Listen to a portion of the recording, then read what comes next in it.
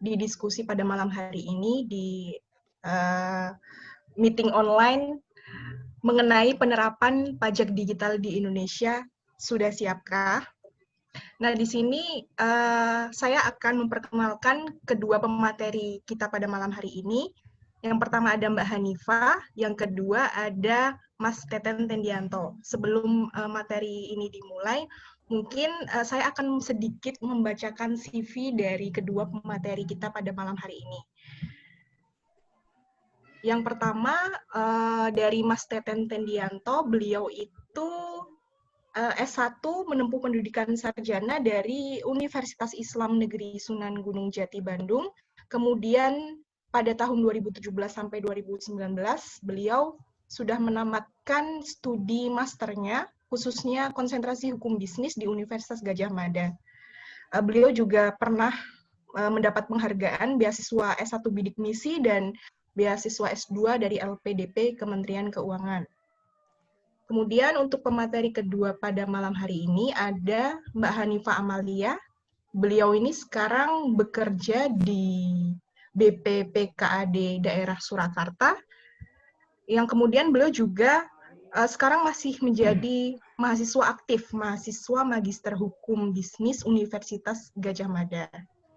Mbak Hanifah ini juga pernah menjadi junior associate di kantor advokat Robin Sulaiman and Partners selama 4 bulan. S1 Mbak Hanifah dulu pernah di Universitas Airlangga, sarjana hukum pada tahun 2011 sampai 2015. Maka dari itu untuk mempersingkat waktu, saya serahkan waktu dan tempat untuk pemateri pertama yaitu Mas Teten Tendianto, silakan. Ya. Saya share dulu PPT-nya ya.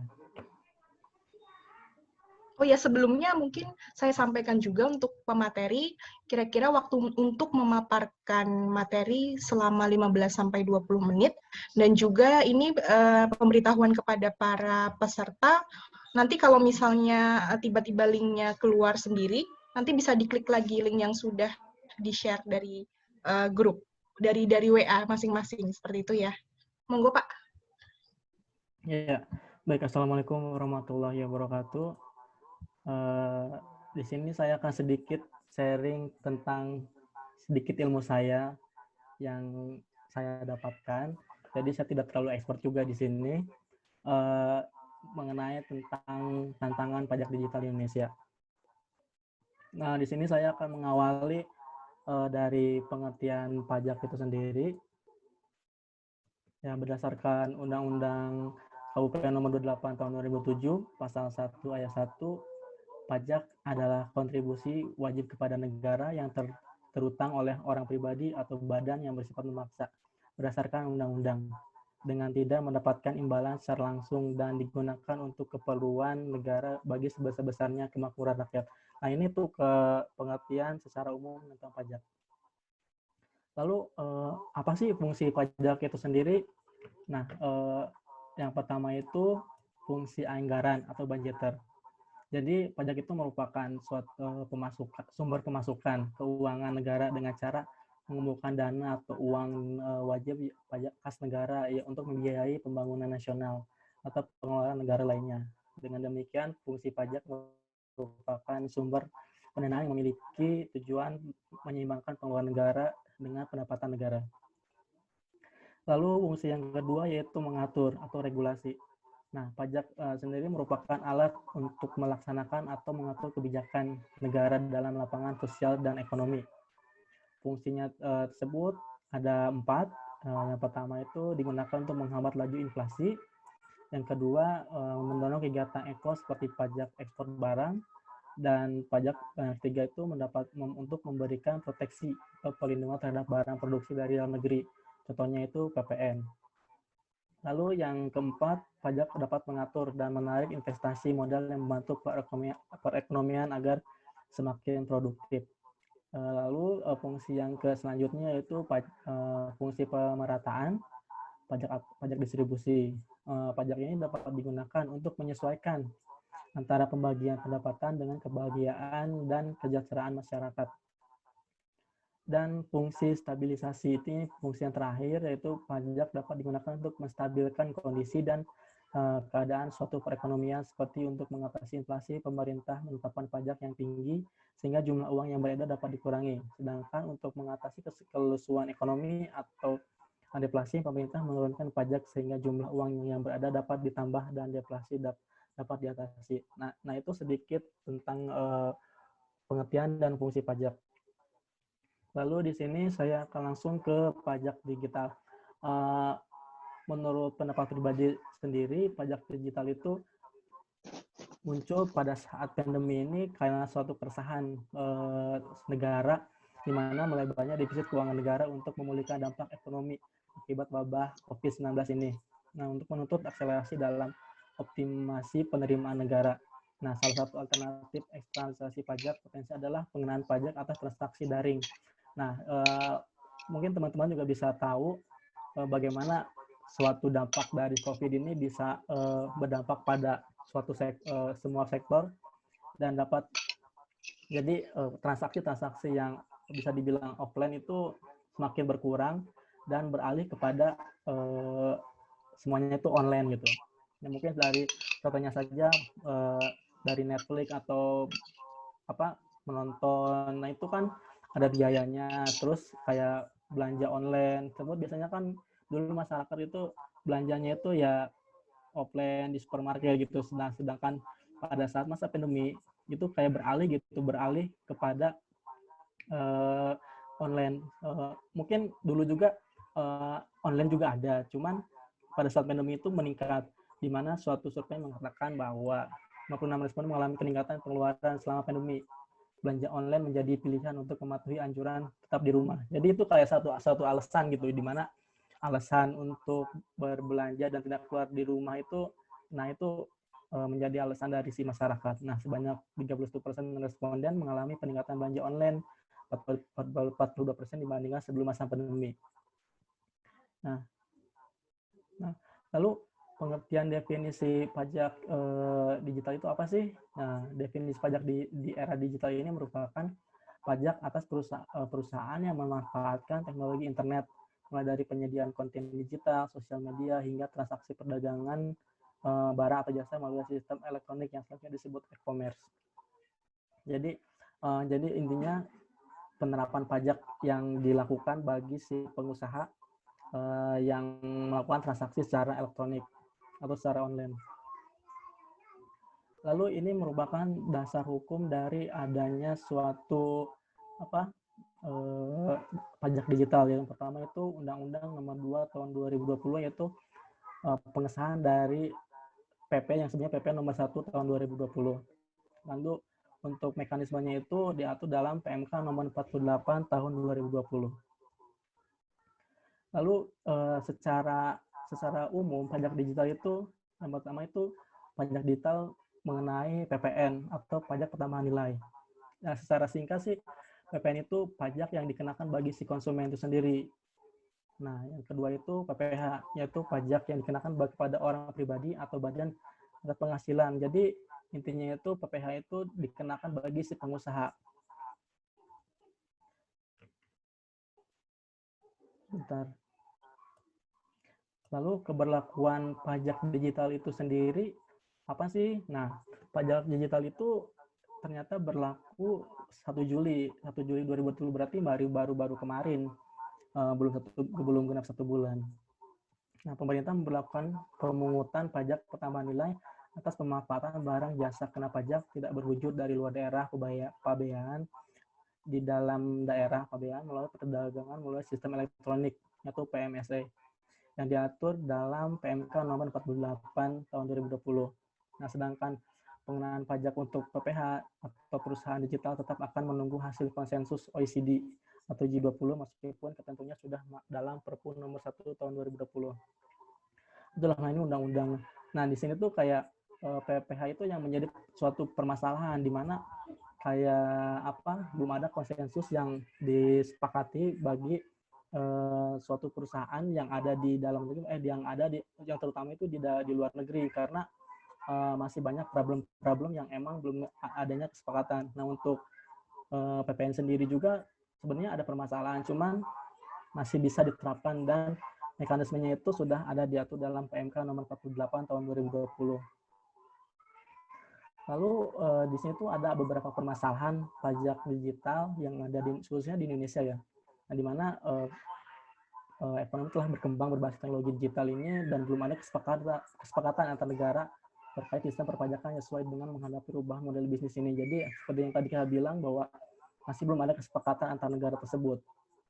Yang kedua ini kecenderungan perusahaan menjalankan bisnis lintas negara berbasis teknologi digital sehingga perusahaan tersebut tidak perlu membuka kantor di negara-negara yang menjadi basis pemasaran atau produk dan jasanya. Jadi contohnya saja yang misalkan Netflix. Nah, Netflix itu kayak mereka tidak punya kantor yang ada di mana di Indonesia.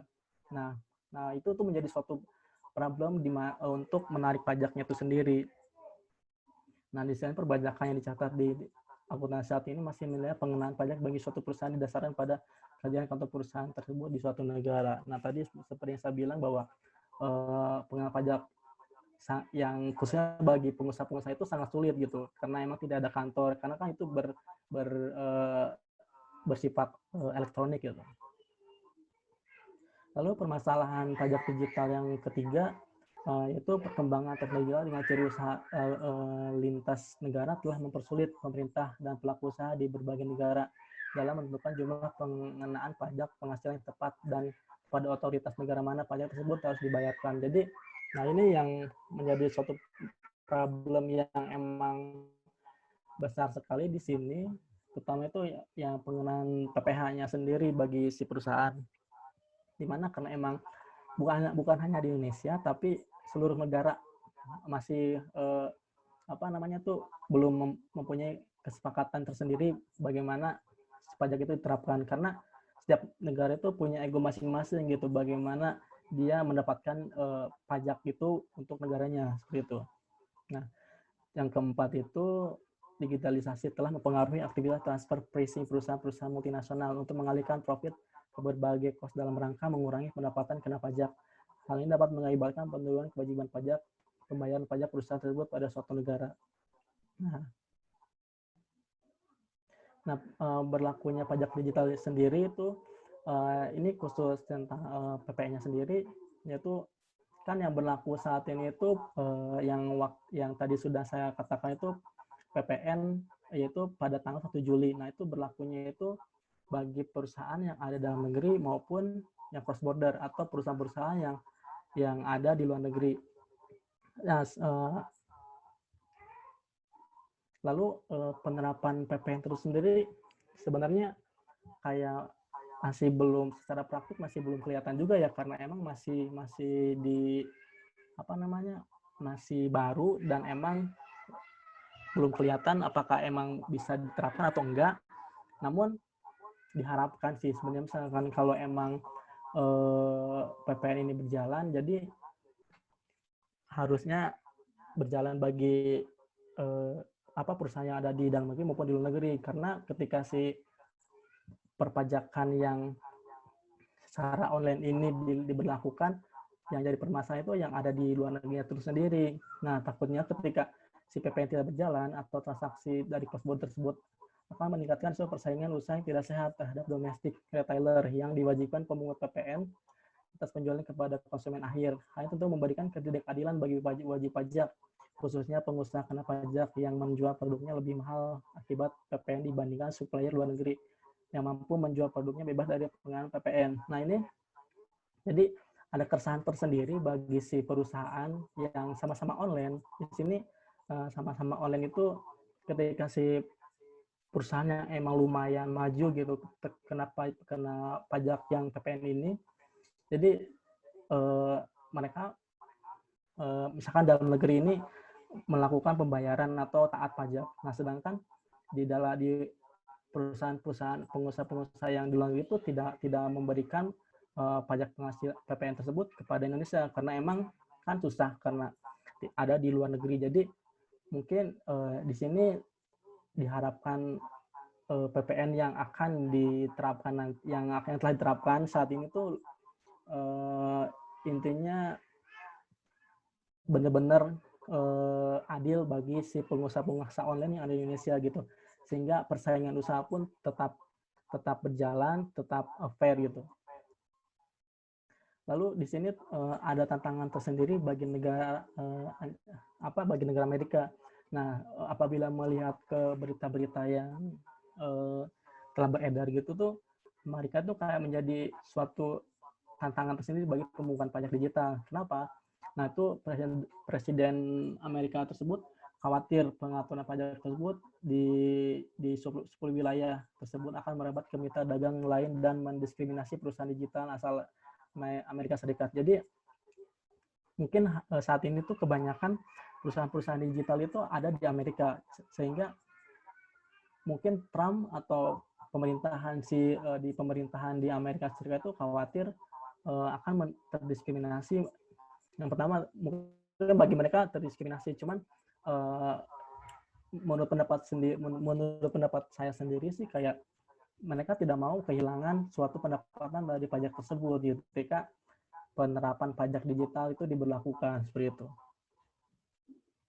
Nah, Amerika ini berkomitmen melakukan segala upaya untuk melindungi pelaku bisnis dan pekerja dari berbagai bentuk diskriminasi di sektor perpajakan, termasuk pajak digital. Yang tadi seperti yang saya bilang, bahwa Trump ini bagaimana caranya agar perpajakan itu tidak terlalu merugikan bagi si pengusaha-pengusaha yang berasal dari Amerika itu sendiri.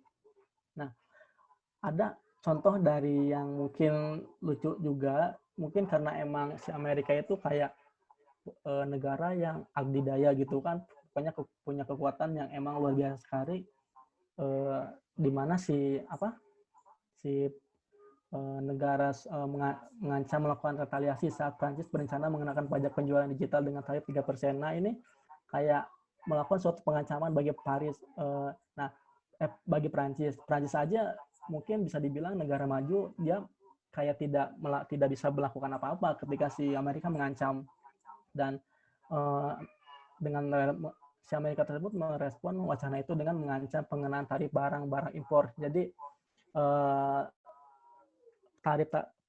penambahan tarif bagi barang-barang di sektor selain pajak digital gitu kan, sehingga tuh kayak wah Prancis pun kayak merasa takut gitu, gak jadi dan diundur sampai akhir 2020. Nah, mungkin itu kayak sedikit ulasan dari saya mungkin sebagai pengantar, yang nanti akan jelaskan lebih lanjut bagi pemateri yang kedua. Nah, untuk sedikit saran bagi pemerintah itu, pemerintah jangan terlalu tergesa-gesa membuat suatu peraturan pajak digital, khususnya mengenai pajak PPh. Nah, di sini saya menyoroti perpajakan pemungutan pajak PPh bagi pengusaha itu sendiri. Nah, agar nanti misalkan kalau nanti diterapkan, nanti bisa berjalan dengan lancar. Nah, yang kedua itu perlunya ada sanksi tegas bagi pelaku usaha yang tidak membayar pajak digital. Nah, itu jadi pemerintah harus benar-benar tegas memberikan sanksi bagi si pelaku usaha agar mekanisme-mekanisme yang dikeluarkan oleh Kementerian Keuangan itu berjalan lancar. Mungkin cukup dari saya. Terima kasih. Assalamualaikum warahmatullahi wabarakatuh. Waalaikumsalam warahmatullahi wabarakatuh.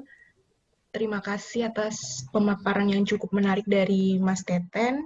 Ternyata digitalisasi pajak itu dikenakan di PPN dan PPh, serta juga menimbulkan permasalahan-permasalahan, misalnya resiko persaingan usaha yang tidak sehat, gitu kan.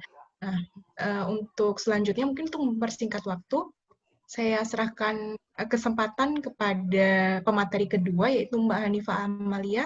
Monggo Mbak, silakan dipaparkan materinya. Terima kasih atas kesempatan yang diberikan Mbak Putri.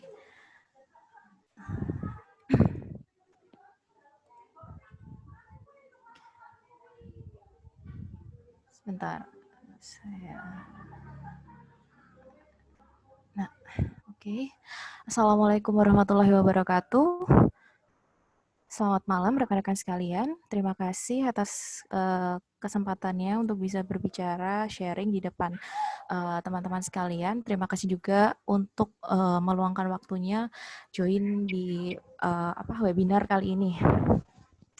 Ya, perkenalkan saya Hanifa Amalia. Di sini saya akan memaparkan materi mengenai pajak digital di Indonesia, persiapan dan tantangan penerapannya di Indonesia.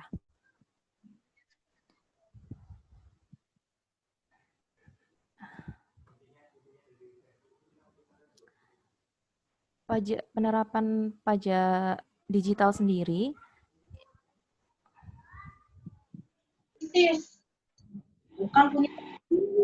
berdasarkan Destination Based Income Tax atau yang lebih dikenal dengan Destination Based Cash Flow Tax. Dalam hal ini, hak negara untuk memungut pajak atau nexus adalah berdasarkan produk yang dijual di suatu negara. Jadi, semakin besar produk yang dijual di suatu negara, maka semakin besar pula hak negara untuk memungut pajak tersebut.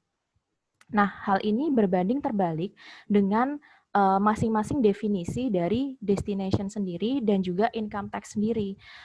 Karena jika di breakdown, income tax adalah pajak yang didasarkan pada asas sumber dan asas domisili, yang mana dia tidak bisa digabungkan dengan prinsip dari PPN, penerapan PPN, yang mana penerapan PPN lebih menerapkan pada destination marketnya, seperti itu. Destination sendiri memang lebih dikenal dalam pemungutan PPN. Next.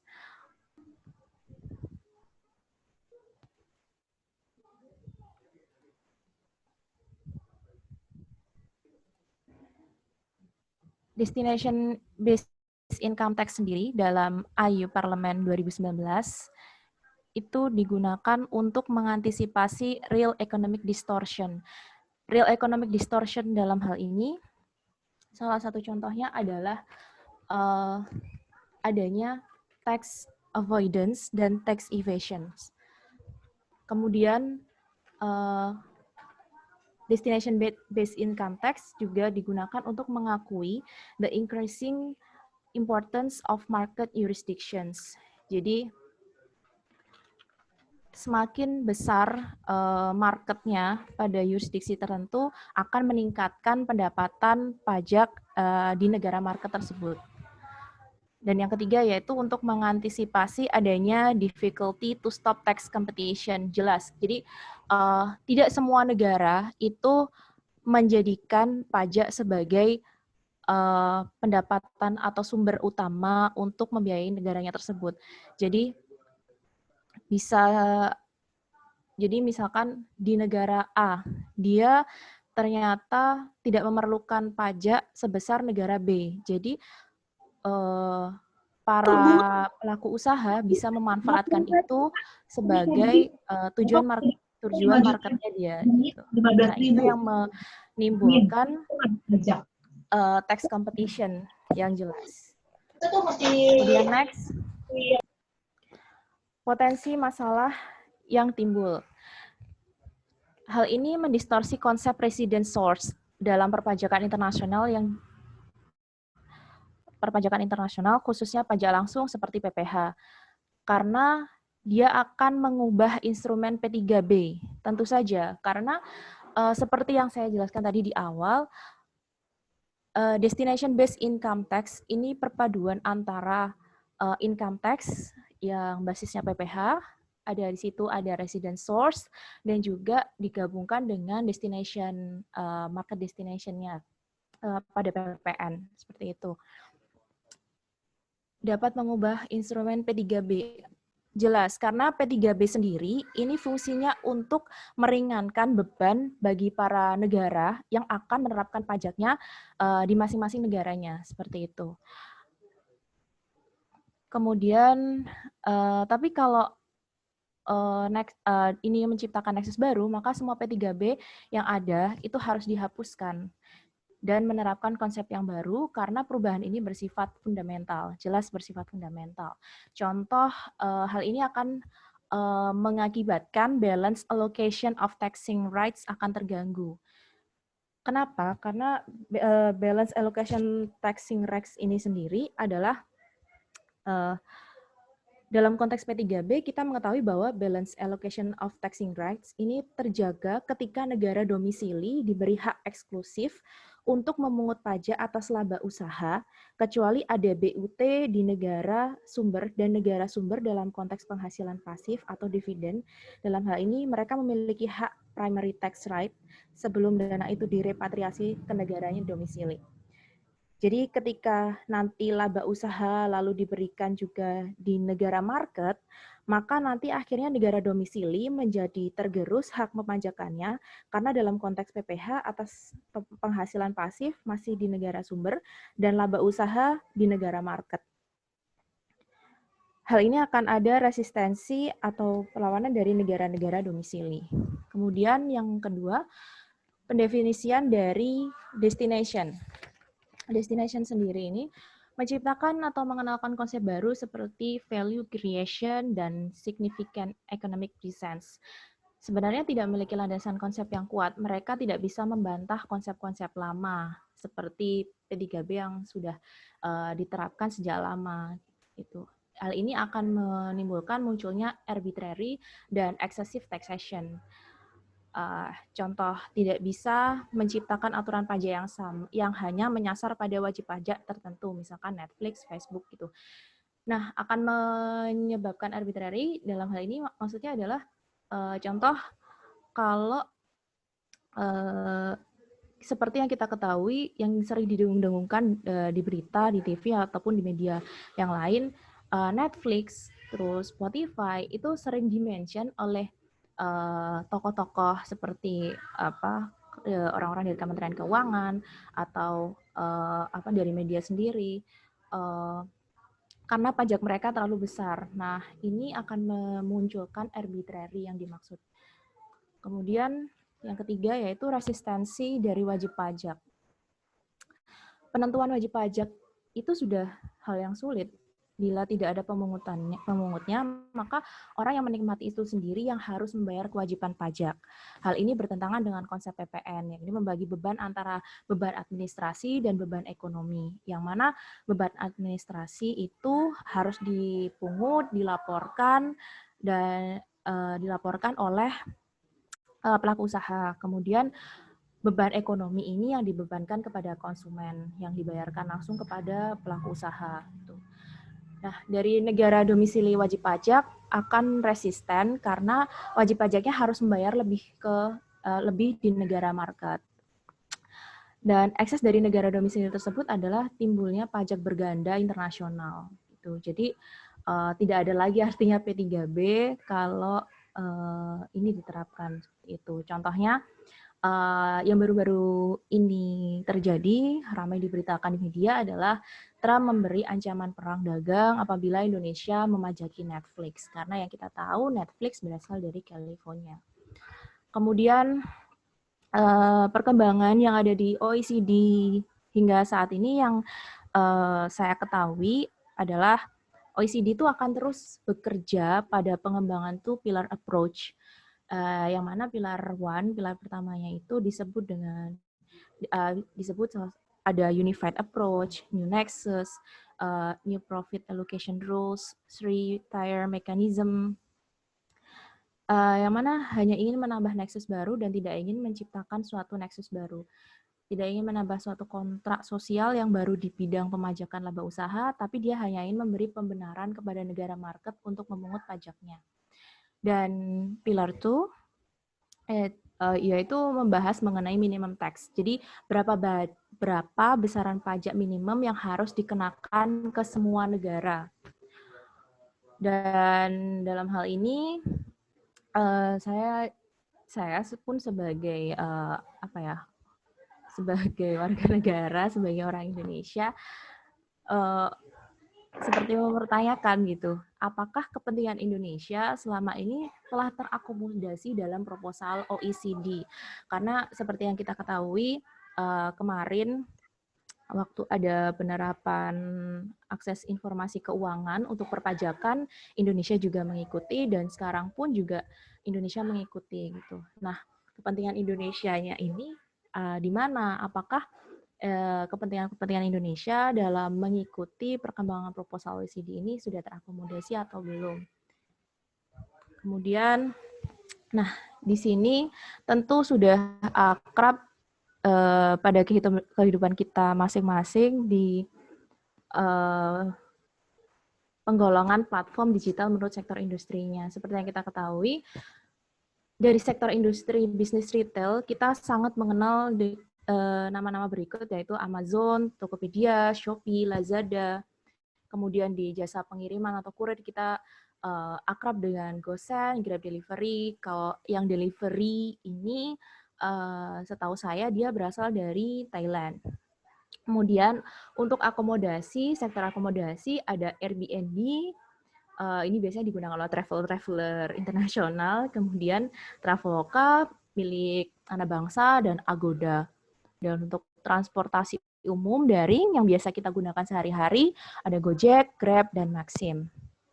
Untuk software media sharing juga akrab kita gunakan yaitu Dropbox, iTunes, G Drive. Dan hiburan ini yang paling sering didengung-dengungkan di media yaitu YouTube, Netflix, dan Spotify. Nah, di sini ada pertumbuhan ekonomi digital Indonesia yang sebenarnya saya ambil dari Google dan Temasek Report 2019. Di sini bisa kita lihat bahwa jumlah pengguna internet di Southeast Asia paling tinggi didominasi oleh online gaming, yaitu 180 million, dan juga yang kedua adalah e-commerce, 150 million. Kemudian untuk Indonesia sendiri, di antara negara-negara Southeast Asia, Indonesia memimpin jumlah pengguna aktif internet untuk kegiatan ekonomi, yaitu di angka 133 billion, nanti diperkirakan di tahun 2025, dan terakhir di tahun 2019 yaitu ada 40 billion. Atau bisa mencapai 49% dibandingkan negara-negara lain. Menyusul yang kedua yaitu Vietnam, yang mana saat ini Vietnam juga sebagai negara kedua teraktif penggunaan internet sebagai kegiatan ekonomi. Perusahaan unicorn kita yang berasal dari Indonesia yaitu Gojek sudah melebarkan sayapnya ke Vietnam juga, dan Traveloka pun juga saya dengar juga demikian. Kemudian untuk persentase besaran sektor mana sih yang mendominasi penggunaan internet sebagai kegiatan ekonomi di Indonesia? Yang pertama dipimpin oleh e-commerce, yaitu sebesar 48% diperkirakan di tahun 2025, dan di tahun 2019 sendiri mencapai 88%. Dibandingkan yang kedua yaitu ride hailing, penggunaan Gojek, Grab, dan lain sebagainya. Nah, di sini yang sedang booming-boomingnya di Instagram pula, yaitu nih bagi para pengguna Netflix, mohon perhatiannya. Netflix ini sangat seksi sekali ya, karena siapa sih yang tidak butuh hiburan, siapa sih yang tidak membutuhkan tontonan yang beraneka macam di saat pandemi seperti ini. Apalagi pandemi seperti ini memaksa kita untuk harus stay at home, dan juga akhirnya ya kita nggak bisa ngapa-ngapain lagi, kita nggak punya opsi lain lagi selain menggunakan hiburan sebagai media hiburan kita gitu ya. Nah, untuk Netflix sendiri, pelanggan streamingnya di Indonesia dari tahun 2017 dan sampai 2020 itu mengalami peningkatan yang sangat signifikan, yaitu mencapai 900.000 hingga 2020. Dan target dari Netflix sendiri untuk pengguna di Indonesia mencapai 906.000 gitu. Nah, untuk harga paket Netflix sendiri, tolong konfirmasi kalau misalkan saya salah karena saya bukan pengguna Netflix. Di harga paket Netflix sendiri ada yang 199.000 per bulan, ada yang 139 per bulan, ada yang 169.000 per bulan. Nah, untuk tahun 2020 sendiri, pendapatan streaming Netflix dari Indonesia itu mencapai 76,63 juta US dollar atau setara dengan 1,1 triliun. Dan bila proyeksi ini benar, maka setoran PPN bisa mencapai 110 miliar. Ini diambil dari sumber Statista. Dan juga bila proyeksi jumlah pelanggan Netflix di Indonesia ini mencapai 906.000, maka potensi PPN berkisar antara 53,32 miliar sampai dengan 184 miliar per tahun. Ya, cukup lah ya menolong perekonomian kita. Kemudian next, nah ini ya.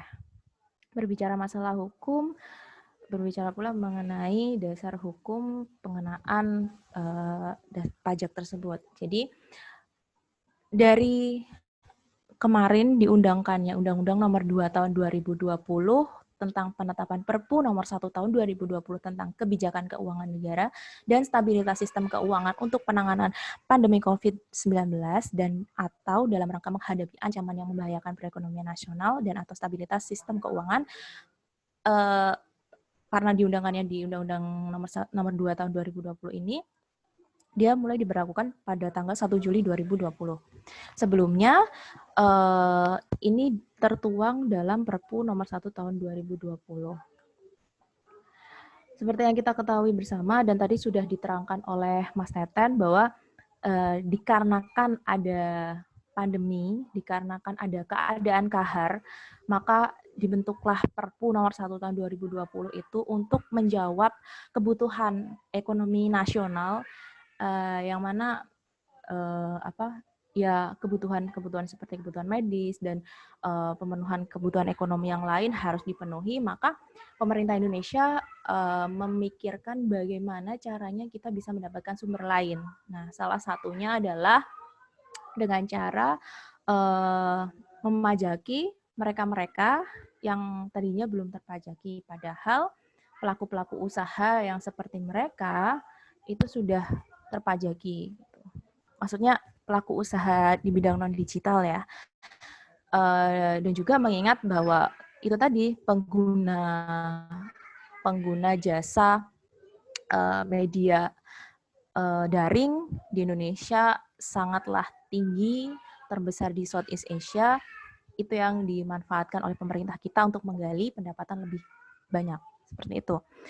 Kemudian di Undang-Undang Nomor 2 Tahun 2020 junto Perpu Nomor 1 Tahun 2020 pada pasal 4 ayat 1 menyebutkan bahwa kebijakan di bidang perpajakan sebagaimana dimaksud dalam pasal 1 ayat 4 meliputi perlakuan perpajakan dalam kegiatan perdagangan melalui sistem elektronik atau bisa dikenal dengan PMSE. Nah, PMSE ini sendiri merupakan perdagangan yang transaksinya dilakukan melalui serangkaian perangkat dan prosedur elektronik. Kemudian latar belakangnya, selama ini pemungutan PPN hanya berasal dari subjek dalam negeri saja. Belum ada subjek pajak luar negeri yang melakukan pemungutan PPN. Dan untuk mencapai kepastian hukum, memberikan kepastian hukum untuk melakukan pemungutan PPN atas pemanfaatan barang kena pajak atau PKP, BKP intangible, dan atau jasa kena pajak dari luar daerah pabean di dalam daerah pabean melalui PMSE. Dan untuk mencapai kesetaraan berusaha atau yang lebih dikenal dengan level playing field. Untuk menciptakan kesetaraan perlakuan perpajakan baik antar pelaku usaha konvensional maupun ekonomi digital, baik dalam negeri maupun luar negeri. Dan tentu saja untuk meningkatkan penerimaan negara, terutama di saat pandemi seperti ini, dan ini digunakan untuk sumber dana penanggulangan COVID-19. Lanjut. Nah, ini di sini saya membahas pasal per pasal dari PMSE ini sendiri, karena PMSE ini tergolong baru 1 Juli kemarin, sedang hangat-hangatnya, maka di sini saya membreakdown pasal per pasalnya. Yang pertama, pasal yang perlu di-highlight adalah pasal 6 ayat 2, mengenai pengenaan PPN mengikuti ketentuan dalam Undang-Undang PPN. Jadi, pengenaan PPN, konsep pengenaan PPN-nya seperti dengan Undang-Undang PPN yang sudah ada. Kemudian pasal 6 ayat 3, PPN PMSE dipungut, disetorkan, dilaporkan oleh pedagang luar negeri, penyedia jasa luar negeri, dan penyelenggara PMSE luar negeri dan atau penyelenggara PMSE dalam negeri yang ditunjuk Menq. Jadi di sini harus ada penunjukan dari Menteri Keuangan siapa yang berwenang untuk memungut, menyetorkan, dan melaporkan. Kemudian pasal 6 ayat 4 yaitu penyelenggara PMSE atau PPMSE adalah pelaku usaha penyedia sarana komunikasi elektronik yang digunakan untuk transaksi perdagangan. Misalkan seperti marketplace. Nah, itu kan pelaku usahanya ada sendiri. Mereka mempunyai toko sendiri, tapi mereka menggunakan medianya si marketplace itu sebagai sarana komunikasi elektronik untuk bertransaksi. Seperti itu. Contoh ada Lazada, Shopee, kalau Tokopedia punya anak negeri ya. Nah, itu mereka menyediakan Shopee Pay, menyediakan atau dompet digital apapun atau rekeningnya mereka untuk nanti diteruskan kepada pelaku usaha dari konsumen, seperti itu. Kemudian pasal 6 ayat 5, pedagang luar negeri. Ini adalah orang pribadi atau badan yang bertempat tinggal di luar daerah pabean yang bertransaksi dengan pembeli atau penerima jasa di dalam daerah pabean melalui sistem elektronik. Kemudian di pasal 6 ayat 13, ini mengatur mengenai tata cara penunjukan, pemungutan, dan penyetoran, serta pelaporan yang diatur dengan PMK.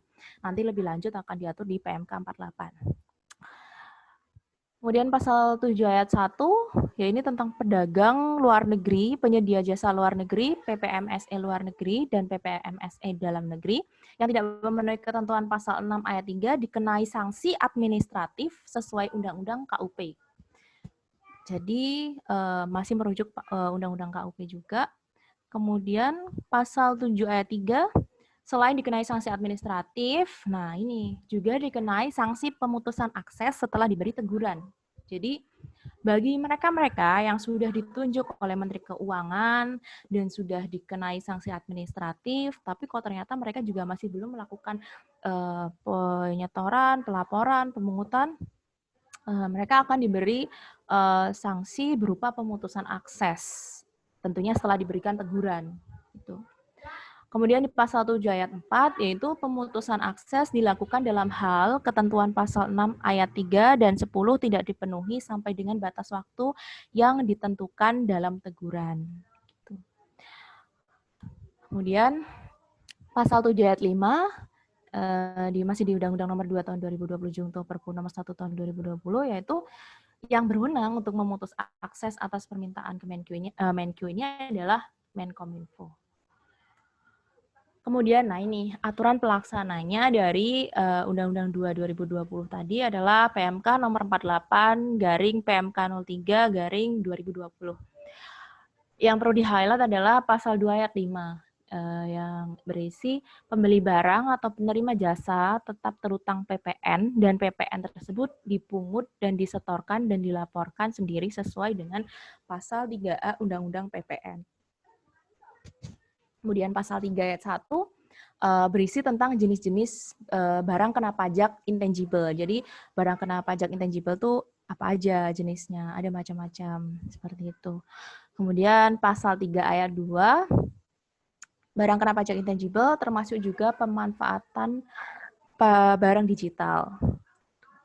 Pasal 4 ayat 2, pelaku usaha PMSE yang ditunjuk sebagai pemungut harus memenuhi kriteria A, nilai transaksi dengan pembelian barang atau penerima jasa di Indonesia lebih dari jumlah tertentu dalam 12 bulan. Dan B, jumlah traffic lebih dari jumlah tertentu dalam 12 bulan. Nah, ini diatur lebih lanjut di dalam Peraturan Dirjen Pajak Pasal 4 Per 12 PJ 2020. Ya, ini nilai transaksi yang nominalnya lebih dari 600 juta per tahun atau 50 juta per bulan. Dan jumlah traffic lebih dari 12.000 per tahun atau 1.000 per bulan. Kemudian di pasal 6 berisi tentang besaran jumlah PPN yang dipungut, yaitu 10% dikalikan tarif dasar pengenaannya. Maksudnya dari harga jual barang tersebut atau harga jasa yang ditawarkan. Kemudian di pasal 8, pemungutan PPN PMSE wajib menyetorkan PPN akhir bulan berikutnya setelah masa pajak berakhir. Pasal 9 ayat 1, pemungut PPN PMSE wajib melaporkan PPN secara triwulanan. Jadi menyetorkannya per akhir bulan, di bulan setelah masa pajak berakhir, dan melaporkannya dilakukan secara triwulanan. Dan yang pasal 10 ini, DJP meminta pemungut PMSE untuk menyampaikan laporan rincian transaksi PPN setiap periode 1 tahun kalender. Di pasal 11, yaitu PMK berikut, PMK nomor 48, ini mulai diberlakukan mulai 1 Juli 2020, yang artinya apabila Menkyu sudah menunjuk siapa-siapa saja pelaku usaha, penyedia jasa yang wajib melaporkan, menyetorkan, tentu mulai berlaku bulan ini, membayarkannya akhir bulan ini atau tanggal 1 bulan berikutnya, seperti itu. Udah, itu saya rasa cukup. Mungkin bisa dilanjutkan ya, Mbak Putri. Ya, terima kasih atas pemaparannya yang cukup menarik ya dari Mbak Hanifah Amalia. Jadi memang tidak semua negara itu pendapatan pokoknya dari pajak. Dan kemudian juga kepentingan Indonesia ternyata yang terakomodasi dalam proposal OECD juga masih dipertanyakan di mana kepentingan Indonesia yang akan diakomodir di dalamnya. Kemudian juga sektor-sektor yang mendominasi penggunaan internet di Indonesia juga dipertimbangkan dalam hal digitalisasi pajak pada tema malam hari ini. Dari pengguna Gojek, platform Netflix, dan lain-lain. Kemudian juga tadi pemateri sudah membreakdown setiap pasal yang ada dalam PMSE, seperti itu. Nah, ini kita masuk sesi tanya-jawab yang mungkin sudah cukup banyak antusiasme peserta diskusi pada malam hari ini yang sudah mengajukan beberapa pertanyaan. Oke, sebentar. Mungkin pemateri bisa lihat kolom chat ya. Yang pertama dari Saudara Abu Bakar, terkait penerapan pajak digital yang diterapkan di Indonesia di masa pandemi saat ini, apakah dapat menutup kerugian atau defisit yang dialami oleh Indonesia saat ini? Itu pertanyaan yang pertama. Ini dari pemateri mau langsung menjawab atau saya paparkan dulu pertanyaan dari para peserta? Monggo, gimana? Langsung jawab aja ya.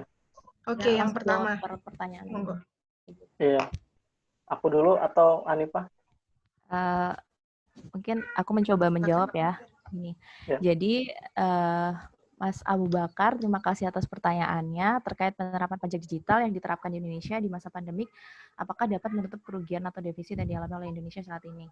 Nah, untuk penerapan pajak digital ini kan belum diterapkan per bulan Juli ini ya Mas, gitu. Jadi baru nanti diberlakukan nanti waktu di akhir bulan berikutnya, gitu. Maksudnya masuk ke Agustus baru diterapkan. Jadi untuk pendapatan dari penerapan pajak digital sendiri itu belum berjalan, gitu. Seperti yang saya sampaikan tadi. Kemudian Mas Teten. Kalau menurut saya misalkan nanti emang pajak digital itu udah dipungut, saya rasa tidak menutupi kerugian, tapi emang hanya membantu pendapatan negara di bidang perpajakan, seperti itu sih. Jadi tidak menutup semua kerugian yang dialami sekarang, tapi emang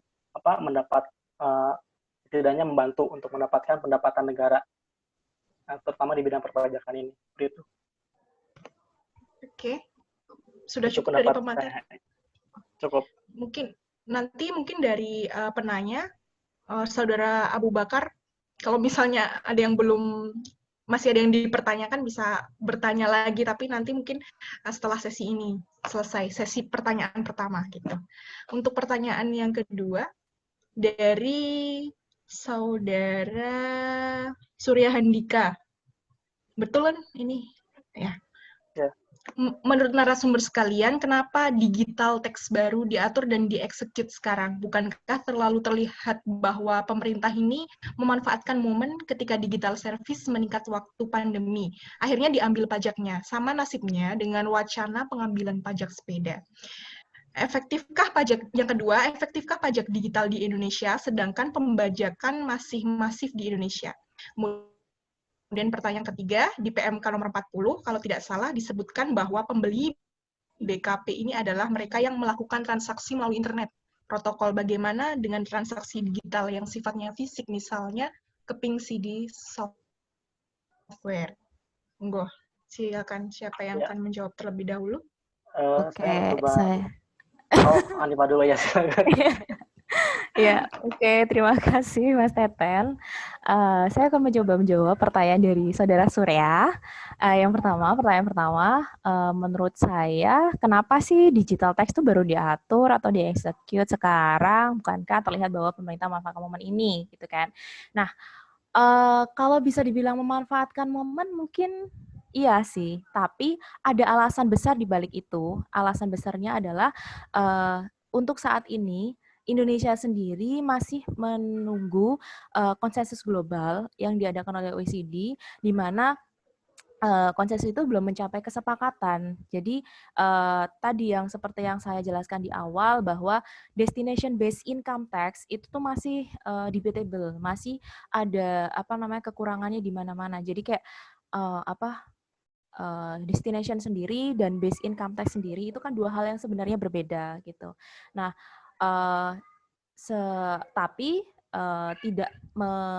tidak bisa menutup mata juga bahwa bahwa ekonomi digital ini juga merupakan suatu pasar yang besar yang bisa dimanfaatkan oleh negara-negara untuk mendorong perekonomian mereka gitu. Nah, kalau dikatakan memanfaatkan momen, mungkin bisa dibilang memanfaatkan momen karena memang ya tidak hanya Indonesia, tetapi berbagai belahan negara manapun saat ini juga sedang mengalami pandemi COVID-19 ini, dan Indonesia sendiri juga tentunya butuh dana yang besar untuk melakukan penanggulangan pandemi COVID-19 ini. Kemudian untuk pertanyaan yang kedua, efektifkah pajak digital Indonesia sedangkan pembajakan masih masif di Indonesia? Efektifkah pajak digital?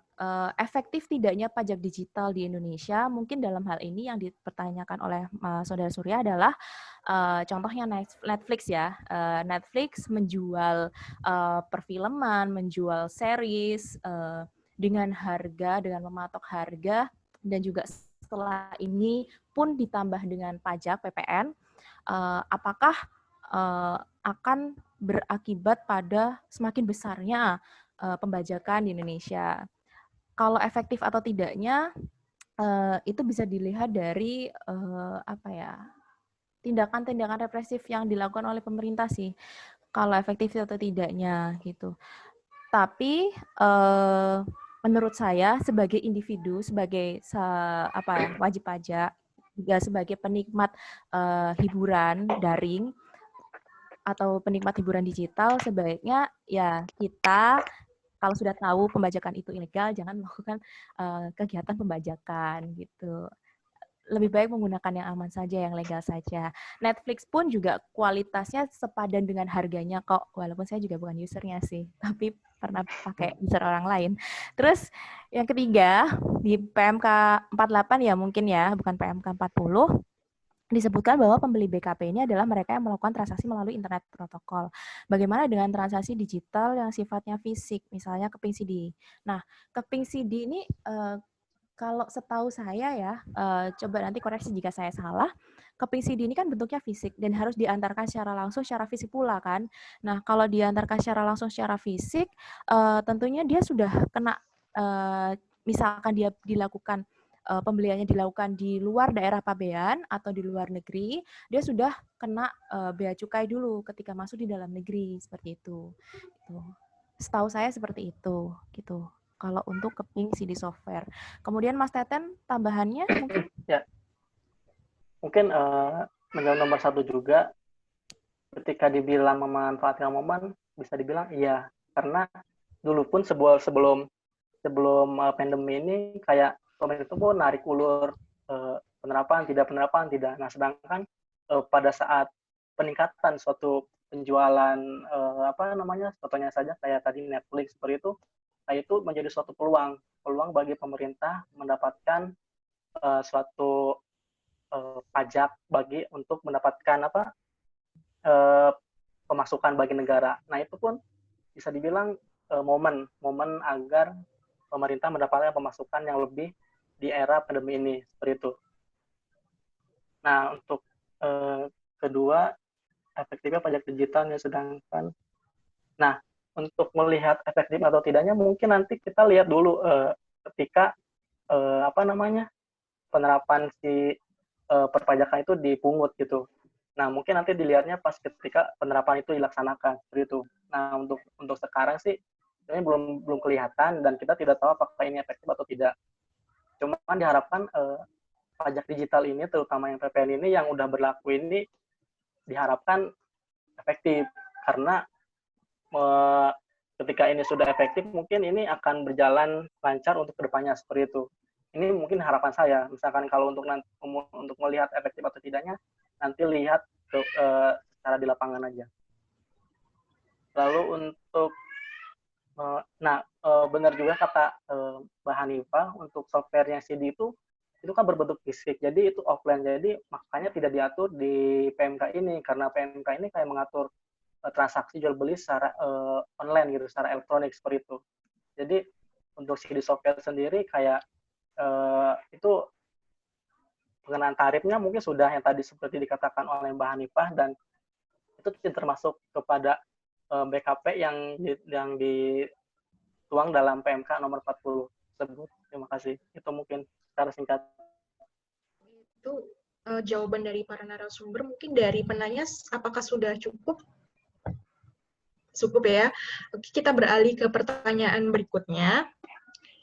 Ini dari Kak Triana Yuniati. Untuk Pak Teten, pada saran poin pertama, Anda menyarankan pemerintah jangan tergesa-gesa membuat peraturan pajak digital dan seterusnya. Dan poin 2, Anda menyarankan perlu sanksi tegas. Apakah kedua saran tersebut tidak kontradiktif? Kemudian pertanyaan kedua dari Kak Triana lagi nih, untuk kedua narasumber, bagaimana pendapat Anda? Apakah regulasi yang dilakukan pemerintah dalam pajak digital ini sudah benar atau tidak?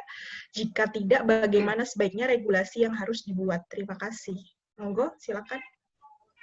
Ya, mungkin saya mau liatin dulu caranya ya, bentar.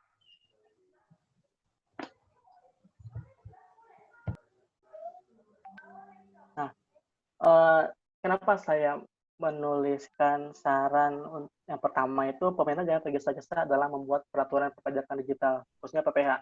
Nah, ini tuh saran agar PPH sebenarnya udah diatur yang pajak digital ini, cuman kayak itu kayak mengabaikan suatu kesepakatan yang ada di dunia di OECD yang emang belum ada kesepakatan yang disepakati oleh berbagai negara gitu. Nah, sedangkan pemerintah itu sudah ada aturannya, jadi kayak mendahului gitu, seolah-olah pemerintah itu kayak tergesa-gesa dalam membuat suatu peraturan. Makanya saya menyarankan seperti itu, kayak tenang dulu, ikuti aturan yang emang ada di dunia internasional, agar itu sejalan gitu, agar tidak ada kontradiktif antara negara dan khususnya negara Indonesia dan negara-negara lain gitu.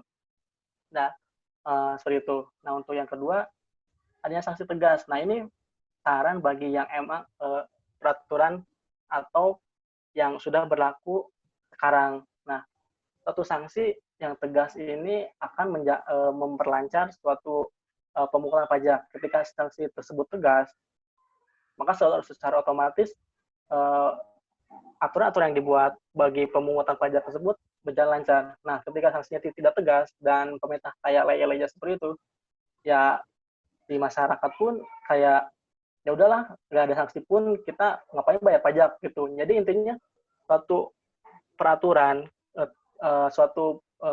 peraturan yang diterapkan di Indonesia, khususnya yang di bidang pajak saat ini, akan berjalan ketika sanksi tersebut berjalan dengan lancar dan tegas diterapkan bagi si pengusaha yang emang melanggar peraturan tersebut gitu. Nah, itu intinya sih, agar sanksi-sanksi yang tegas tersebut memperlancar suatu pemungutan pajak. Mungkin seperti itu pendapat dari saya. Mungkin dari Kak Triana ada yang mau ditanggapi apa? Kira-kira cukup? Atau kita beralih ke tanggapan yang selanjutnya? Ini ada tanggapan lagi sebenarnya dari Kak Surya lagi. Menanggapi Kak Triana dan Kak Teten, mungkin akan lebih baik bijak lagi jika pemerintah mengenakan pajak kepada produk digital yang sifatnya konsumtif terlebih dahulu, misalnya Netflix dan lain-lain. Sedangkan untuk yang sifatnya produktif dilakukan secara perlahan, misal langganan Zoom, Google Meet, atau Classroom, Office, dan lain-lain. Ini gimana? Ada tanggapan nggak dari pemateri terkait ini?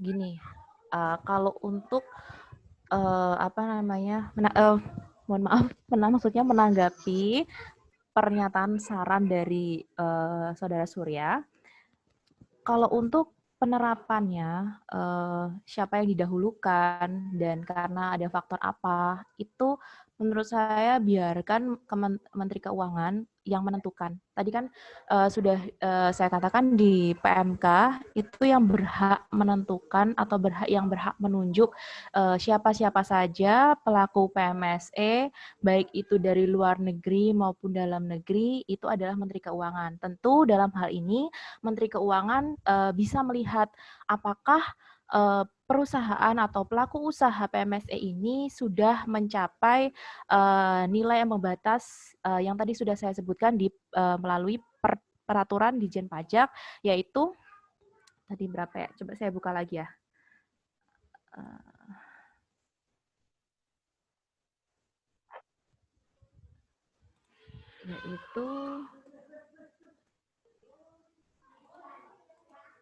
Ya, ini dengan nilai transaksi 600 juta per tahun atau 50 juta per bulan. Tentu dalam menentukan ini Menteri Keuangan, Kementerian Keuangan kan perlu mengkaji terlebih dahulu apakah si pelaku usaha PMSE ini mencapai ambang batas minimal dari ketentuan dari peraturan DJP tersebut atau tidak. Dinilai dari nilai transaksinya, apakah 600 juta per tahun atau jumlah traffic yang mengakses lebih dari 12.000 per tahun. Kalau dilihat dari jumlah traffic sih tentu sudah lebih ya Netflix dan kawan-kawan yang sering kita gunakan seperti Netflix, Spotify, dan lain sebagainya. Tapi kalau untuk Zoom dan lain-lain itu perlu dikaji lebih lanjut oleh Kementerian Keuangan. Gitu. Kemudian itu aja tanggapan saya untuk saran dari Mas Surya. Ya. Dari Mas Teten. Ya, ini sedikit menambahkan saja, misalkan nanti kalau diterapkannya satu-satu atau perlahan, jadi Netflix dulu, ini dulu, jadi takutnya nanti untuk pendapat pribadi ya, adanya kekhawatiran, adanya kecemburuan gitu. Loh, kenapa perusahaan ini mah bahasa saya ya, loh kenapa perusahaan ini dikenakan pajak sedangkan perusahaan itu tidak gitu. Jadi adanya kecemburuan, misalkan emang diterapkannya tuh kayak satu-satu atau perlahan-lahan seperti itu sih. Itu tanggapan saya sedikit. Jadi makanya pemerintah menerapkan pajak ini tuh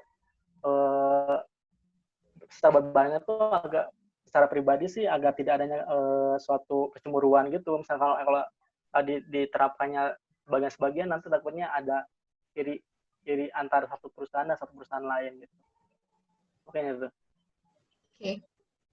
Itu penjelasan dari kedua narasumber kita. Terus kemudian ini ada pertanyaan satu lagi dari Kak Triana yang hampir ketinggalan. Untuk kedua narasumber, bagaimana pendapat Anda? Apakah regulasi yang dilakukan pemerintah dalam pajak digital ini sudah benar atau tidak? Jika tidak, bagaimana sebaiknya regulasi yang harus dibuat?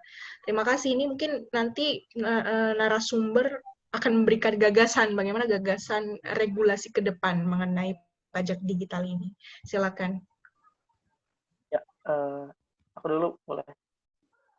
Ya, jadi kalau menurut pendapat pribadi sih, ketika menerapkan pajak digital ini kan sistemnya itu kayak bukan cuma di Indonesia saja, tapi bagaimana penerapan pajak digital itu efektif untuk perusahaan-perusahaan yang ada di luar negeri. Jadi intinya itu kayak ikut dulu suatu proses yang ada di dunia internasional. Nah, contohnya tadi yang PPH yang belum mencapai kesepakatan yang ditemukan gitu. Nah, Indonesia sendiri itu harus mengikuti. Jadi ketika suatu negara, suatu OECD itu udah mendapatkan kesepakatan secara global mengenai penerapan pajak digital, nah Indonesia baru menerapkannya atau membuat regulasi yang emang secara di lapangan itu seperti apa. Jadi ikuti dulu peraturan di global, baru Indonesia menerapkan seperti itu. Jangan Indonesia punya aturan sendiri dan Indonesia global belum. Nah, itu takutnya adanya kontradiktif bagi negara-negara lain gitu. Seperti itu sih. Kalau dari saya seperti ini. Untuk efektif atau tidaknya undang-undang yang telah ada, Undang-Undang 2002-2020, Jungto Perpu 1-2020, Jungto PMK 48 ini, apakah sudah efektif atau belum, kita lihat itu nanti setelah diterapkan. Nah, terlepas daripada itu, apakah kita menggunakan mindset di mana apakah Indonesia itu selamanya akan menjadi negara tujuan market gitu. Coba kalau mindsetnya kita balik, gimana kalau Indonesia itu kedepannya memiliki banyak sekali perusahaan unicorn sekelas Amazon, sekelas Netflix, sekelas perusahaan-perusahaan besar yang lain yang akan memiliki market di berbagai belahan dunia manapun gitu. Nah, kalau menggunakan mindset seperti itu, apakah Indonesia sudah siap gitu loh? Apabila dikenai pajak juga gitu. Nah, itu sih kalau untuk efektif tidaknya untuk sementara ini baru bisa kita lihat nanti pemberlakuannya setelah efektif. Seperti itu, Mbak Triana ya. Ya. Tunggu pelaksanaan ya berarti ya. Ya, jadi lebih melihat pelaksanaan. Oke, itu penjelasan dari kedua narasumber kita pada malam hari ini. Mungkin ada teman-teman yang mau menanggapi atau bertanya, silakan. Atau masih ingin menyusun pertanyaan? Monggo. Mungkin ada yang ingin memberikan sharing, masukan, atau ilmu baru mengenai digital taxation ini. Siapa tahu kami berdua masih belum menyampaikannya dengan tepat atau mungkin. Ya, betul, mungkin teman-teman kita sistemnya diskusi ya, di Kak sini Putri ya. yang sharing ilmu. Iya, betul. Sharing ilmu. Jadi teman-teman yang mungkin lebih paham, siapa tahu lebih paham ya mengenai digital taxation ini bisa langsung sharing mengenai apa sebenarnya yang terjadi. Ya, kalau nggak ada, ini enaknya gimana pemateri? Moderator boleh tanya atau mungkin teman-teman lain ingin menanyakan langsung, menanyakan atau memberi masukan atau wah itu nggak benar tuh yang disampaikan tadi atau mungkin wah itu datanya kurang update karena masih 2019 kayak gitu. Ya, mungkin teman-teman bisa. Atau mungkin saya bertanya dulu ini, diizinkan nggak kira-kira pemateri? Silakan. Ya monggo. Ini gimana ini? Ya. Ya, masalah kepentingan Indonesia itu kan tadi sudah dibahas di proposal OECD ya. Ini sempat menarik perhatian saya. Kepentingan seperti apa sih kira-kira yang harus diakomodir dalam OECD ini? Kepentingan Indonesia yang seperti apa gitu? Mungkin bisa dikonkretkan oleh kedua pemateri dan dijelaskan lebih lanjut. Seperti apa? Ya. Terima kasih. Buat pertanyaan Mbak Putri, terima kasih. Pertanyaannya cukup menguras opini ya. Jadi gini Mbak Putri, untuk kepentingan-kepentingan yang sebaiknya dibawa di Indonesia, tentunya kepentingan yang menguntungkan negara kita sendiri gitu. Nah, selama ini kan Indonesia itu baru sudah 2 proposal yang menjadi perhatian utama Indonesia saat ini, yaitu kemarin ada proposal mengenai AEOI atau akses informasi pertukaran informasi keuangan untuk perpajakan. Indonesia juga sudah meratifikasinya. Kemudian sekarang Indonesia juga masih terus aktif dalam mengikuti konsensus-konsensus di OECD bersama negara-negara yang lain. Tapi kok ya masih belum mencapai kesepakatan, belum mencapai konsensus, itu tentunya harus melihat kepentingan-kepentingan negara-negara kan, termasuk kepentingan Indonesia. Kalau kepentingan negara-negara besar seperti Amerika, raksasa digital ekonomi ini, tentu mereka sangat keberatan apabila wajib pajaknya mereka itu dikenai pajak di negara lain, di negara market juga gitu. Karena hal tersebut pastinya akan mengurangi potensi pendapatannya mereka seperti itu. Nah, di sini maka negara-negara seperti Amerika melakukan protes keras terhadap Indonesia seperti yang tadi sudah dijelaskan juga oleh Mas Teten. Terus juga, nah Indonesia untuk membawa kepentingannya di OECD seharusnya memikirkan juga jangka panjang, nggak hanya kepentingan yang sekarang ini saja. It's okay, sekarang negara kita menjadi negara market terbesar di Asia Tenggara. It's okay, negara kita menjadi salah satu negara besar di dunia yang menjadi target market. Tetapi kita juga harus memikirkan jangka panjang, apakah negara kita ini juga nantinya tidak ingin memungut potensi pajak dari ekonomi digital ini gitu. Contoh katakanlah Gojek kan sudah menerbangkan sayapnya di Vietnam, juga dengan begitu pula juga Traveloka juga sudah menerbangkan sayapnya di Vietnam gitu. Nah, potensi ini akan terus berkembang dan seharusnya Indonesia juga memikirkan hal tersebut seperti itu. Seperti itu Mbak Putri. Nah, terima kasih. Mungkin ada yang mau menambahi pemateri dari Pak Teten? Jadi benar sih, kayak negara-negara masing-masing itu yang mungkin udah kelihatan itu kayak mereka tuh punya ego masing-masing mengenai masalah pendapatan di bidang perpajakan ini. Jadi ini pendapat pribadi ya. Jadi pendapatan pajak ketika diterapkan takutnya khususnya bagi Amerika itu sendiri kayak adanya pengurangan pemasukan bagi negara tersebut gitu kan. Nah itu kayak ego-egonya seperti itu yang emang belum mencapai kesepakatan seperti itu. Itu aja sih penambahannya. Oh, berarti untuk mencapai kesepakatannya itu ya harus disatu frame-kan dulu baru itu bisa dikategorikan sebagai kepentingan. Oke, ini ada satu pertanyaan lagi dari Saudara Abu Bakar. Ini terkait penerapan pajak digital yang akan diterapkan. Apabila melihat teori ini, ada pembahasan mengenai teori. Apabila melihat teori Jeremy Bentham terkait utilitarisme yang pada intinya tujuan hukum itu memberikan manfaat dan kebahagiaan bagi sebanyak-banyaknya warga masyarakat. Sebenarnya sebesar apa manfaat pajak digital bagi masyarakat? Nah, ini pertanyaan yang mungkin cukup menguji teori dari para pemateri. Ya, bisa dijelaskan oleh Pak Teten dulu ya, soalnya ini terkait dengan asas-asas perpajakan. Coba bisa dibuka slide-nya. Teori harus diujikan dengan asas juga, toh? Silakan Pak Teten. Bentar. Ini pertanyaannya gimana? Boleh diulang? Ulang ya. Ya. Bentar.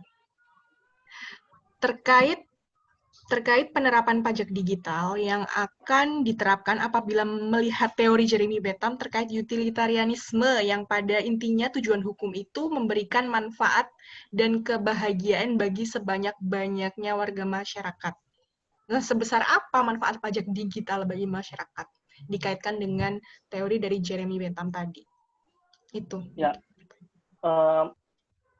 Kita itu intinya bukan secara misalkan pemanfaatan pajak digital, ketika melihat pemanfaatan, berarti kita lihat itu pemanfaatan secara global, bagaimana pajak itu dipergunakan untuk masyarakat sendiri. Jadi pemanfaatan memang secara tidak langsung. Dan ini saya juga ada di suatu pengertian pajak itu sendiri. Bentar, saya buka dulu PPT-nya.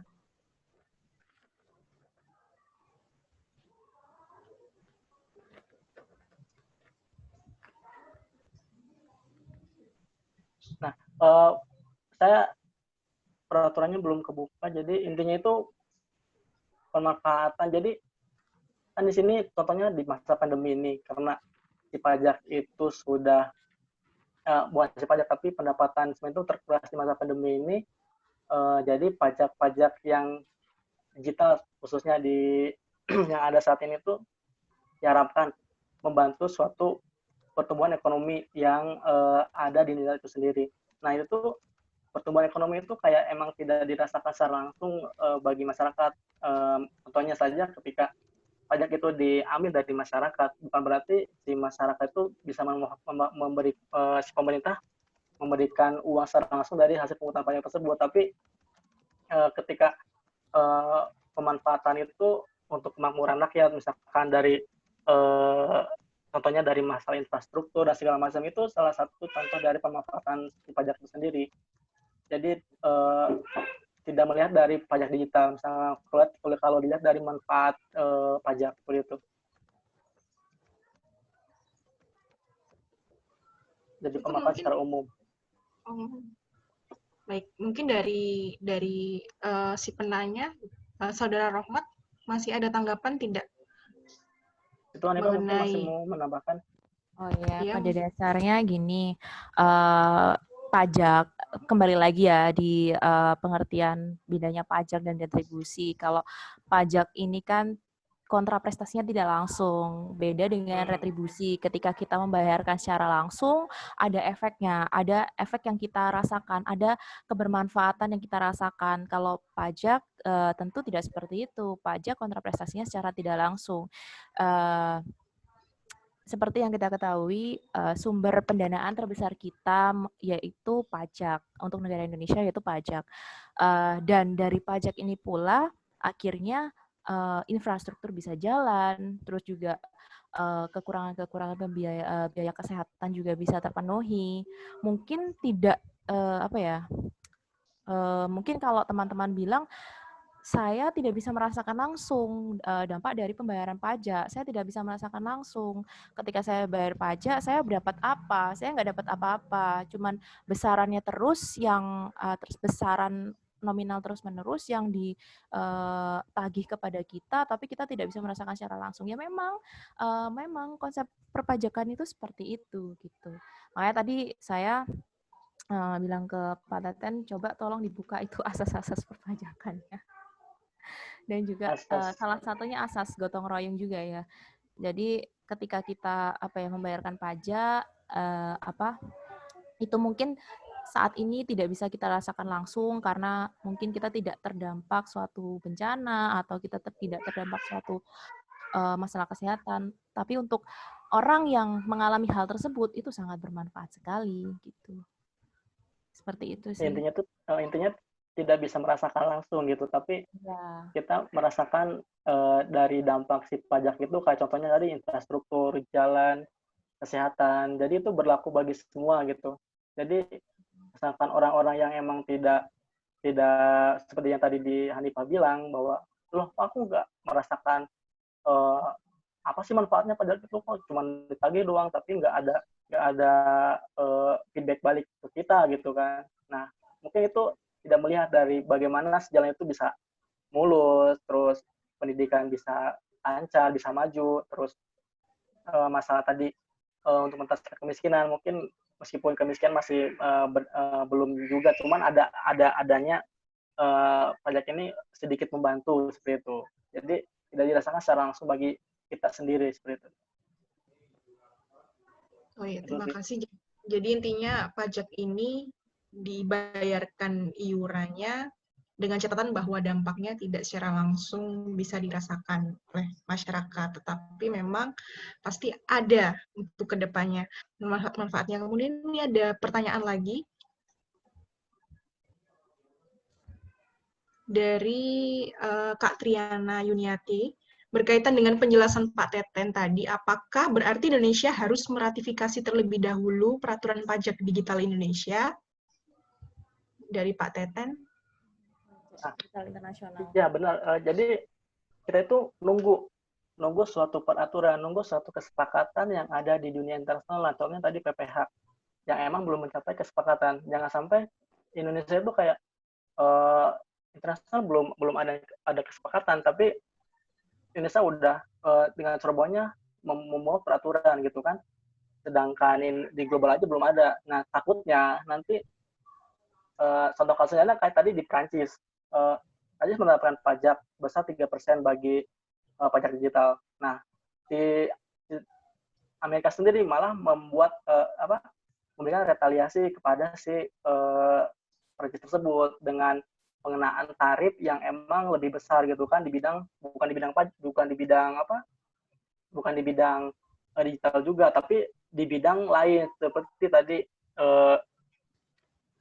produk-produk yang emang contohnya anggur dan minuman-minuman yang emang dibuat dari Prancis gitu. Nah itu makanya si Prancis pun mengurungkan diri untuk menerapkan pajak digital itu. Seperti itu sih. Jadi tunggu dulu adanya kesepakatan dari dunia internasional baru Indonesia membuat suatu peraturan seperti itu. Kalau untuk saya boleh nambahin ya, Mbak Putri ya, walaupun pertanyaan ditujukan untuk Mbak Teten. Gini, jadi kalau untuk penerapan PPN sendiri untuk digital ekonomi ini, ratifikasinya tidak ada ratifikasi karena tidak ada satu aturan yang sama yang harus diterapkan untuk berbagai negara. Tetapi karena kalau untuk pajak pertambahan nilai sendiri itu yang mereka dikenakan pajak itu adalah mereka yang melakukan kegiatan usaha yang mengenakan barang atau jasa, kemudian dikenai PPN tersebut. Dan juga kan di sini marketnya jelas, marketnya ada di suatu negara X gitu. Jadi siapa yang merasakan kebermanfaatan dari barang atau jasa yang dia beli, yang dia rasakan, itu yang dikenai PPN seperti itu. Otomatis si pengusaha atau si pelaku usaha yang barang atau jasanya itu dibeli oleh masyarakat, ya dia yang wajib melaporkan, dia yang wajib menyetorkan, dan dia yang wajib melakukan pemungutan gitu. Terus kalau untuk PPh memang ini belum mencapai konsensus di forum OECD ya, karena memang PPh sendiri itu banyak sekali P3B atau penerapan penghindaran pajak berganda yang perlu diperhatikan oleh banyak negara. Jika PPh ini hanya diterapkan secara secara langsung dari konsensus yang kemarin sudah berjalan, saya rasa pastinya akan banyak sekali P3B yang sudah dilaksanakan oleh berbagai negara dari tahun berapa itu sejak lama akan terhapus atau akan tergantikan oleh konsensus itu gitu. Kayak negara Indonesia sendiri saat ini masih menunggu konsensus karena PPh ini sangat sulit ya penerapannya seperti itu.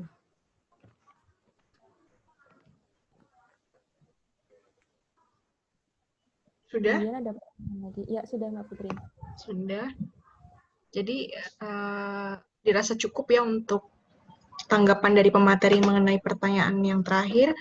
Kemudian ini ada semacam kesan dan pesan dari Kak Surya Handika. Tanggapan juga sih sebenarnya. Kalau menurut saya pribadi, saya sependapat dengan Kak Teten dan Kak Hanifah di awal tadi bahwa Amerika ini bukan rasa terdiskriminasi, tapi lebih ke merasa khawatir jika berkurang penghasilan negaranya dari corporate income tax, karena penghasilan dari beberapa perusahaan digital service sudah berkurang. Akibatnya dari harga di negara market harus naik karena ditambah pajak. Kemudian kalau boleh usul dengan tema pembahasan yang sama, besok bisa ditambah narasumber yang membidangi digital market atau digital service, kayaknya akan tambah luas dan gayang pembahasannya. Mungkin itu semacam kesan dan pesan ya. Mungkin tidak perlu ditanggapi, tapi kita note masukan dari Kak Surya begitu. Oke teman-teman, karena ini waktu sudah masuk ke pukul 21 waktu Indonesia Barat, tepat sekali kita akan mengakhiri diskusi pada malam hari ini. Di sini teman-teman juga jangan lupa untuk follow Instagram Justicia Official untuk mendapatkan update terbaru dari kami mengenai sharing-sharing keilmuan tentang hukum dan juga update mengenai jadwal diskusi kami berikutnya. Terima kasih teman-teman atas partisipasinya dan dipersilahkan dari host untuk bisa mengkondisikan forum. Terima kasih semuanya.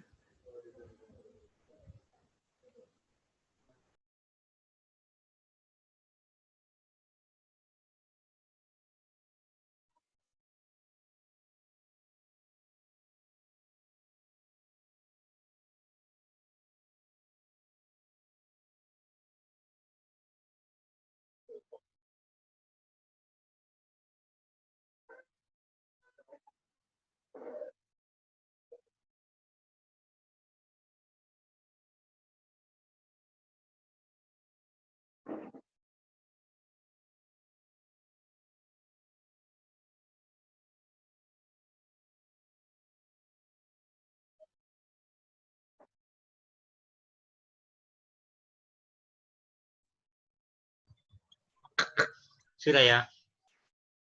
Oi. RM siapa itu RM? Rizky Maulana. Riki. Paten sekali, guys. Ajar si Romat. Ajar aku gak bisa jawab. Mantap ya, sampai akhir pesertanya Aku nggak ngomong berkurang ya. apaan.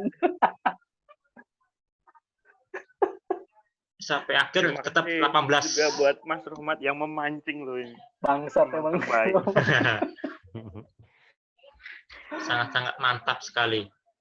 Ini Bentam. katanya karena nggak ada atap jadi sepi. Romat ya udah. HP-nya baru ya, Mat? Romat HP-nya baru ya? Iya Iya, dong. kayak itu. Masya Allah. Maaf ya, aku terlambat. Ya. Masya Allah Romat, Masya Allah Tabarakallah. Oh. Kemana Asep dah?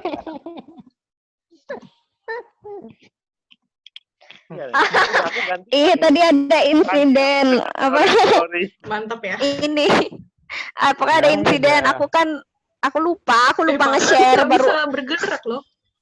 baru aku share tuh Udah. pas waktu aku mau gabung itu loh, enggak ya jam 8, terus kata dia dia juga nggak nanyain, dia juga kayaknya ada acara, terus abis itu ya udah ntar Woi, aja gitu. diem-diem baik. Maaf ya. Guys, Mana? aku mau tanya. Tadi yang Nggak ada pertama, suaranya. slide pertama sampai slide keberapa tadi waktu awal-awal tadi? Aku sempat ke-blank, serius. Udah Kelihatan nggak apa-apa. Santai. Aman. Iya, tapi Mas Teten sama Mbak Hani keren. Makasih ya Mbak Hani. Mantap sekali Keren tadi hari sekali, ini ya. keren. Biasa. Paten kali. itu Mantap. pujian itu biar kita tenang. Iya, benar. Sebenarnya Enggak, lebih ke tapi beneran maksudnya kayak peserta juga aktif kan. Malam ini Iya. tuh diskusi tuh aktif gitu kan. Dan peserta dari luar juga gitu. Tapi Jadi kalau keren yang sih. Diza itu jangan dipercaya, dia gabungnya di akhir. Jadi dia nggak lihat. Iya. Nggak lihat. Oh iya, Iya benar. kan? Tahu keren dari Enggak, pas mana? waktu tanya jawab aku ikutan. Udah ikutan Nah. dari pertama pas tanya jawab. Coba satu Nah, sana pas gimana presentasi aja? nggak lihat kan? Dan dua guys. 100 kalau forum 100 kita syukuran guys. Syukuran apa? Kita Nanti dinner bareng virtual. nanti followers Kana pada ini nanti Kana kalah followersnya sama Justice. kalah ada aduh. Nanti gini aja, kalau nggak ada syarat masuk gitu loh. Follow Apaan? nanti. Penting banget. Penting lah itu. Jadi yang mau Tapi ikutan malah diskusi ini itu. enggak sih? Tapi semenjak Biasanya Putri gitu bilang kebanyakan. follow IG kita langsung banyak follow nih, di notif di HP ku muncul semua langsung. Ini mengikuti. Kayaknya lebih bagus gitu ya. Tergantung siapa. yang Iya, minta kayaknya follow. bagus di akhir. Maksudnya pas waktu acara aja. Kalau apa ya? Kalau di awal kayak kesannya kayak gimana Dipaksakan. gitu tuh nggak sih? Iya, Ya, kayak maksa. YouTuber Gitu. ini dulu like, subscribe. Jangan kayak Ata yang subscribe sekarang. Di Waduh. awal-awal. Sekali. Itu gara-gara Ya, itu tiba-tiba bilangnya bantu kita ya Kak saya gitu udah follow untuk menebarkan IG-nya. semangat. Iya. Mana Rehan ini kok nggak muncul Rehan nih? Kali. Ini masih lama nggak? Enggak, aku muncul. Lanjut. Rehan. Oh, kirain Ean. Enggak, udah keluar tadi. Untung aja Udah, yang Bu. dosen dari Unpad sama dosen dari Unpar nggak nanya. Yang nanya Yang dia, mana sih, yang mana? nyimak aja. Ismawati. Siapa namanya? Ismawati, dia udah follow IG kita kok, Justisia. Kalau Rismawati. Rismawati itu dosen pajak Unpar. Kalau Amelia itu Cahyadani. dosen pajak Unpad Pajajaran. Unpad. Oh, Unpad sama Unpar. Sumpah. Iya. Iya. Ngeri kan? Pantesan cantik. Bentar, Bandingnya. aku pamit dulu ya. Mau ke kamar mandi dulu. Iya, Mat, ya, Mat, sudah Nah, Mat. Bentar, bentar. Bawa aja. Bawa aja, Mat, ah. Berarti Hanifah, Oh, Bawa lihat aku aja. di kamar mandi, Po.